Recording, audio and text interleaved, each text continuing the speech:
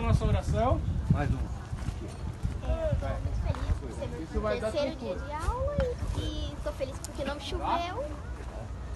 E é isso. Amém. Amém. Tica. Eu agradeço porque a minha irmã Natália está aqui, que a minha mãe está aqui e o pai está ajudando a gente. Amém. Amém. Eu agradeço muito porque a gente está aqui, a gente é no nosso primeiro dia. Eu agradeço muito.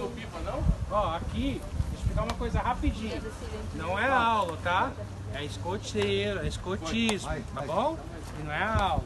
Então vocês não são alunos, só são É aula da escola. bobinhos, vocês, escoteiros, os outros, tá bom?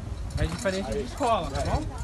Vocês têm que pisar no barro, mexer no barro, Pode deixar você. acampar, comer bicho na fogueira. Quer fazer? Tá bom? Alex, vamos pra oração. Oração, quem mais? Se não comermos nada, nós morreremos. Alerta! Silêncio! Esse aqui é aqui. Alerta, silêncio! Vai, Camarela! Pronto. Quer rir a bandeira, dá pra rir a bandeira. Acabou.